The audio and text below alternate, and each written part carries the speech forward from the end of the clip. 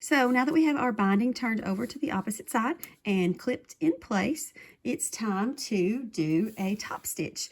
And I like to do a decorative top stitch. I like the serpentine stitch, which is just a wavy line stitch. And it's a great stitch. That curve is great for, let's just say you have some thicker spots. So like when I added this label, thicker spots, sometimes it's hard to flip that over to the side to where it is, making a perfectly straight line. Or if you're just not perfect, like I'm not perfect. And this is a great stitch because the waviness of the stitch doesn't show up as much. It kind of disguises the fact that if you are following the edge of your binding and those edges of the binding don't perfectly line up all around your quilt, that wavy line stitch is really forgiving and hides that. But you can use any decorative stitch you want. And which is one thing, depending on your machine, if your machine starts your decorative stitches with a few stitches in place first, you kind of don't want that for this, because when your stitches get to the point where they're meeting up, you may want to unpick some of them just to get them to meet up better. So you really don't want the stitches sewn in place first, because that'll make it where you can't do that. So depending on your machine, it may be a good idea to do a few air stitches first. So I'm just going to put my presser foot down and do a few air stitches. Just a few air stitches in the stitch that I'm going to use. And then once you've got that, it won't do those stitches again. So thread-wise, I have got some pink thread in the machine. So I want a thread that will show up against my binding, but also stuck with pink because it kind of goes with the overall soft and pretty look of this particular quilt. This thread is Missouri Star Quilt Company's polyester quilting thread in 40 weight, and this color is salmon. Now let's just talk about your thread color a little bit here. I actually got quilt policed a little bit when I was posting something about the thread color that I use for my binding. And what I was posting some thread choices for a binding that was going to be blue, and basically should I use white thread or pink thread. And I got an answer that you should match your thread to the binding and not match it to the fabric that you're sewing the binding to. And my answer to that was just, well, I'm really not trying to match either one. I'm going to use a decorative stitch, and I want that to show up. So, and there's nothing wrong with wanting to match your thread to your binding, but there's also nothing wrong with not matching your thread to your binding if you want that stitch to show up. And with a decorative stitch, it's going to look good on both the front and the back for you. So you don't have to try to match that to hide it. If you want to, you can, but you don't have to.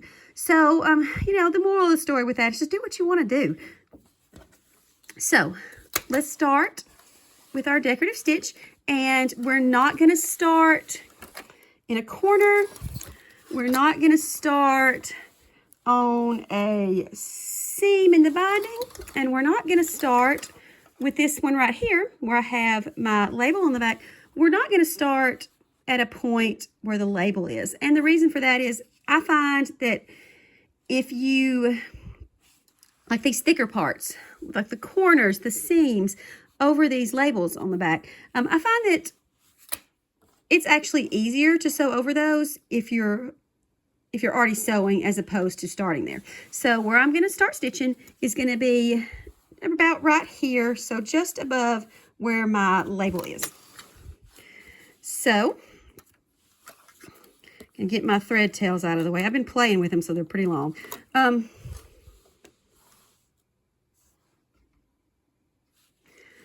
So you're going to start with your machine foot, and I'm about to just kind of zoom in there for you. So you can see here, get my angle closer. you can see I have this edge of the binding just in line with that clear part of my presser foot. So basically just past the edge of where that stitch line is going to be. And that's where I'm going to start sewing. So here we go. Let's start sewing.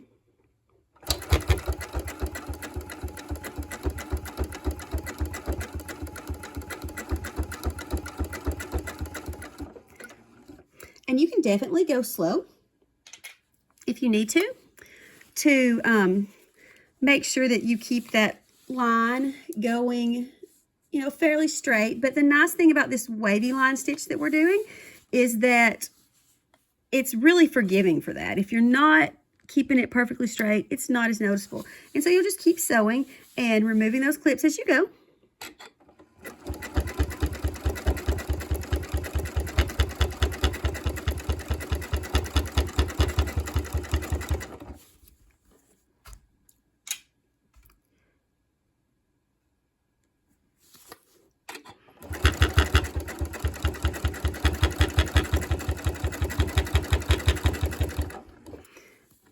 And when you get to a corner,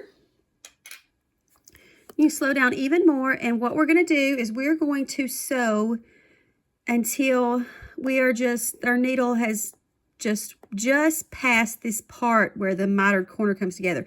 So basically, you'll kind of have one stitch holding that down.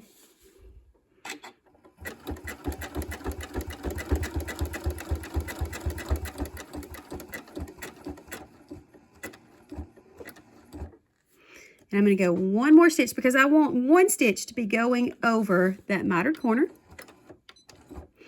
And what that's going to do for us is that when we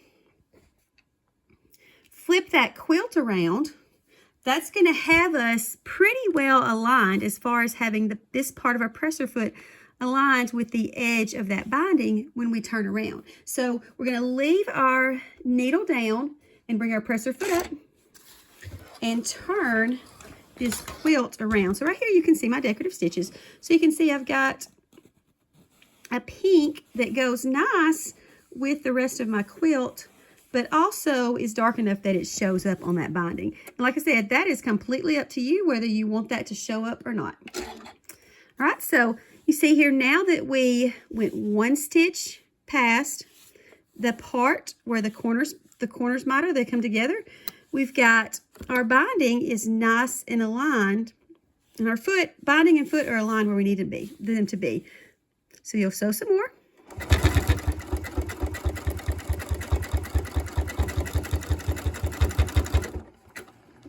Remove that pin. And we'll just keep sewing until we go around all the corners, and I'll meet you back at the end to show you what I do with taking care of those thread tails once the stitches meet up. So now that we have went around all four corners and are almost finished, our stitch lines are about to meet up, I'm going to show you what to do next. So first thing I'm going to do is just trim these super long threads that got really long while I was playing with the thread, fidgeting. All right, so what we're going to do, we're going to grab our seam ripper, and you're going to take this top stitch and pull back a little bit. And when you pull back, you can get your seam ripper underneath there. And that's going to allow you to pull that bobbin thread up. And we're just going to leave it just like it is. We're not going to tie it off yet. Remove this clip out of our way. And we're just going to sew until these stitches start to meet up.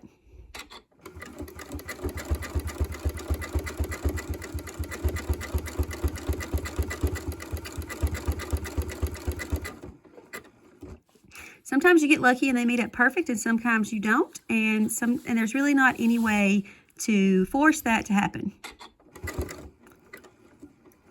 It looks like I'm going to get really lucky and they're going to meet up really well. So you're just going to sew until the two stitches meet up.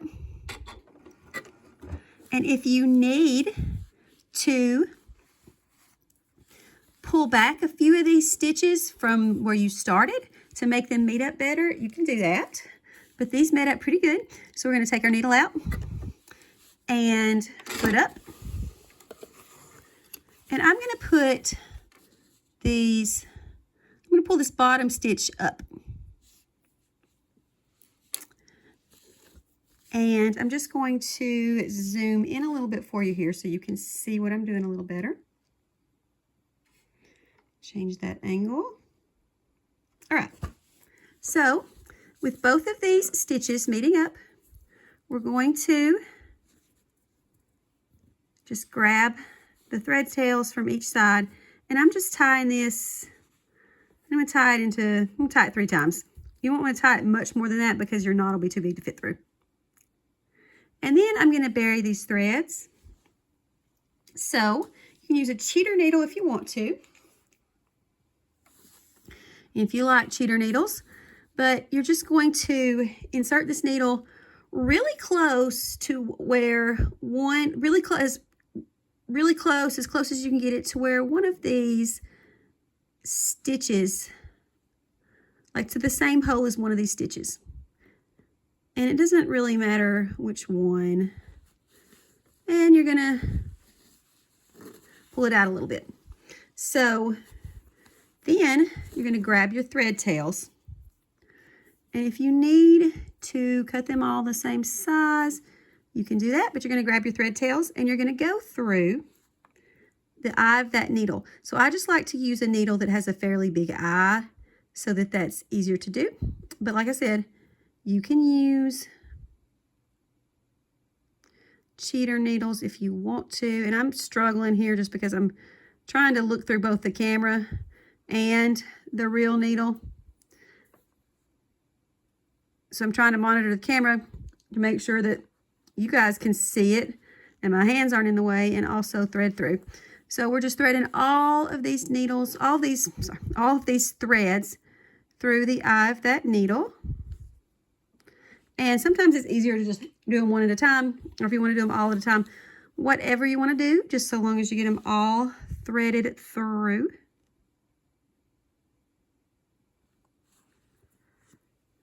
All right.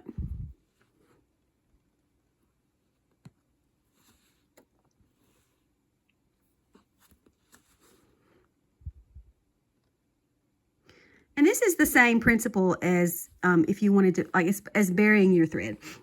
So now that they're all threaded through that eye, we're just going to sew that through, and we're basically sewing in between the layers. So if I turn this over, you see that you don't see that stitch line. And then we're going to kind of give it a tug and pull that knot through and cut those threads. And you can see it's really hard to see where those two meet up.